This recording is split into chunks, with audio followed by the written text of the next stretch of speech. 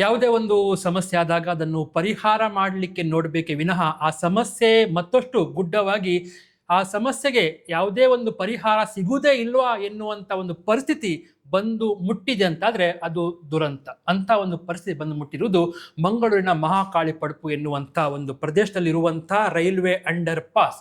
ಇದು ರೈಲು ಹಾದು ಹೋಗುವಾಗ ತುಂಬ ಸಮಯ ಜನ ಪ್ರಯಾಣಿಕರು ಅಥವಾ ನಾಗರಿಕರು ಕಾಯಬೇಕು ಅಲ್ಲಿ ಆ ಕಡೆ ಈ ಕಡೆ ಅಂತೇಳಿ ಎನ್ನುವ ಕಾರಣಕ್ಕೆ ಒಂದು ಅಂಡರ್ ಪಾಸ್ ಮಾಡುವಂಥ ಪ್ರಕ್ರಿಯೆ ನಡೆದಿತ್ತು. ಆದರೆ ಈಗ ಅದೇ ದೊಡ್ಡ ಒಂದು ಗುಡ್ಡವಾಗಿ ಅಂದರೆ ಸಮಸ್ಯೆ ಗುಡ್ಡವಾಗಿ ಪರಿಣಮಿಸ್ತಾ ಉಂಟು ಅನ್ನೋದು ಗಮನಿಸಲಾಗಿದೆ.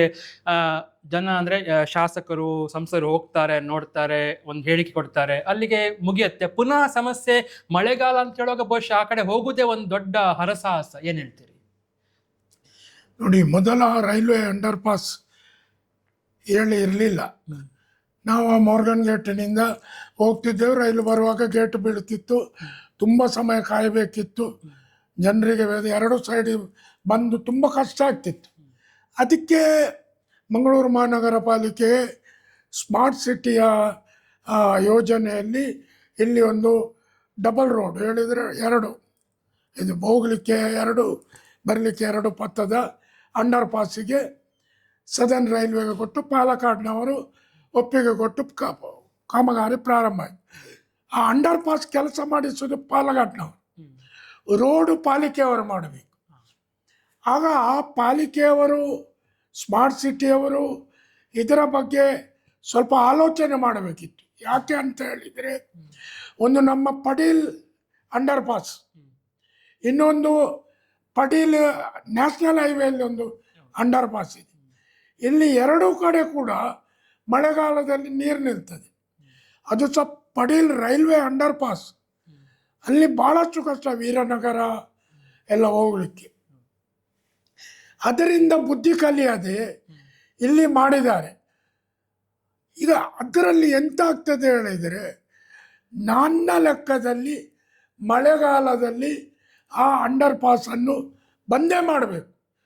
ಯಾಕೆ ಹೇಳಿದರೆ, ಈಗ ಅಲ್ಲಿ ಇರುವ ಲೆಕ್ಕದಲ್ಲಿ ಅದು ಒಂದು 3-4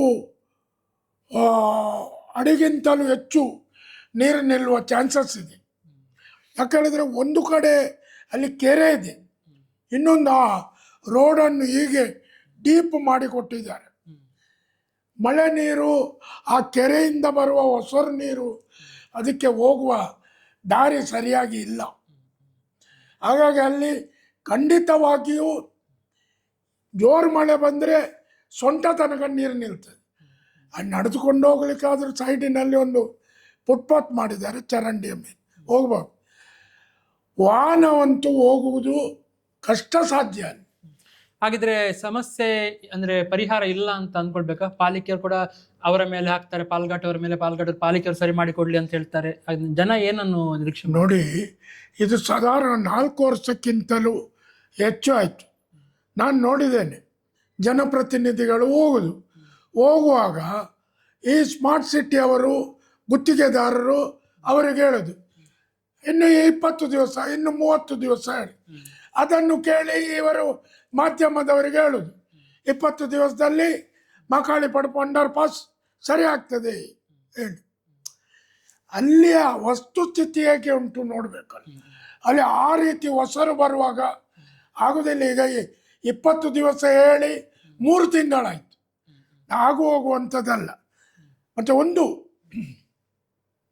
ಅಲ್ಲಿ ಇವರು ನಿಜವಾಗಿ ತಲೆ ಇರುವ ಇಂಜಿನಿಯರ್ಗಳು ಆದರೆ, ಎಲ್ಲಿ ಆ ಅಂಡರ್ ಪಾಸ್ 2 ಕಡೆ ಬರ್ತದೆ, ಅಂಡರ್ ಪಾಸಿನ 2 ಬದಿಗಳಲ್ಲಿ 1 ಮೀಟರ್ ಅಗಲದ ಕೌ ಕ್ಯಾಚರ್ ಹಾಕಬೇಕು. ಕೌ ಕ್ಯಾಚರ್ ಹಾಕಿದರೆ 2 ಬದಿಯಿಂದ ಆ ಅಂಡರ್ ಪಾಸಿಗೆ ಬರುವ ನೀರು ಅವು ಕೌ ಕ್ಯಾಚರ್ನಲ್ಲಿ ಆ ಸೈಡಿನಲ್ಲಿ ಚರಂಡಿ ಮಾಡಿದ್ದಾರೆ, ಅದು ಒಳಗೆ ಹೋಗಲಿಕ್ಕೆ. ಇದರಲ್ಲಿ ಬಂದು ಅದು ಅಲ್ಲಿಗೆ ಹೋಗುವ ವ್ಯವಸ್ಥೆ ಆಗ್ತದೆ. ಹಾಗೆ ಒಂದೊಂದು ಸೈಡಿನಲ್ಲಿ 3 ಕೌ ಕ್ಯಾಚರ್ಗಳನ್ನು ಹಾಕಬೇಕು. ಆಗ ಮೇಲಿನಿಂದ ಬಂದ ನೀರು ಫಸ್ಟ್ ಕೌ ಕ್ಯಾಚರ್ನಲ್ಲಿ ಚರಂಡಿ ಹೋಗಿ ಹೆಚ್ಚಾಗಿ ಮುಂದೆ ಬಂದರೆ, ಹಾಗೆ 3ರಲ್ಲಿ ಆಗುವಾಗ ಒಂದು ನಾನು ಆಲೋಚಿಸಿದ ಪ್ರಕಾರ ಒಂದು 80-90% ನೀರು ಕೌಕಾಚರ್ನೊಳಗೆ ಬಿದ್ದು ಚರಂಡಿಯಿಂದಾಗಿ ಒಳಗೆ ಹೋಗುವ ಸಾಧ್ಯತೆಗಳು ಹೆಚ್ಚು ಕಂಡು ಬರ್ತದೆ. ನಾನು ಇದನ್ನು ಸ್ಮಾರ್ಟ್ ಸಿಟಿ ಅವರ ಗಮನಕ್ಕೂ ತಂದಿದ್ದೇನೆ. ಅದನ್ನು ಮಾಡಿದರೆ ಮಾತ್ರ ಅಲ್ಲಿಯ ಸಮಸ್ಯೆ ಪರಿಹಾರ ಆಗ್ತದೆ. ಇಲ್ಲ ಮೊದಲು ಏನು ಸಮಸ್ಯೆ ಇತ್ತು ಜನರಿಗೆ, ಅದರ ಟ್ರಿಪಲ್ ಸಮಸ್ಯೆ ನೀವು ಈಗ ಇರುವ ರೀತಿಯಲ್ಲಿ ಫಿನಿಶ್ ಮಾಡಿದರೆ ಜನರಿಗೆ ಕಷ್ಟ ಗ್ಯಾರಂಟಿ. ಸೊ ಒಂದು ಸಮಸ್ಯೆ ಏನು ಕಾರಣ, ಅದಕ್ಕೆ ಪರಿಹಾರ ಏನು, ಮತ್ತು ಆ ಪರಿಹಾರವನ್ನು ಮಾಡದೇ ಇದ್ರೆ ಯಾವ ರೀತಿಯಲ್ಲಿ ಆ ಸಮಸ್ಯೆ ಮುಂದಕ್ಕೆ ಬೆಳೆಯುತ್ತೆ, ಬಹಳ ಸ್ಪಷ್ಟವಾಗಿ ಹನುಮಂತ್ ಕಾಮತ್ ಅವರು ಈ ಬಗ್ಗೆ ಮಾತನಾಡಿದ್ದಾರೆ. ನಿಮ್ಮ ಅಭಿಪ್ರಾಯಗಳಿದ್ರೆ ಇಲ್ಲಿ ಕಮೆಂಟ್ ಮಾಡ್ಬೋದು, ಮತ್ತೆ ಈ ಬಗ್ಗೆ ನಿಮ್ಮ ಅನಿಸಿಕೆಗಳನ್ನು ಹಂಚಿಕೊಳ್ಬೋದು ಅಂತ ಹೇಳ್ತಾ ನಮಸ್ಕಾರ. ಮತ್ತೊಂದು ಕಾರ್ಯಕ್ರಮದಲ್ಲಿ ಮತ್ತೆ ಭೇಟಿಯಾಗೋಣ. ನಮಸ್ಕಾರ.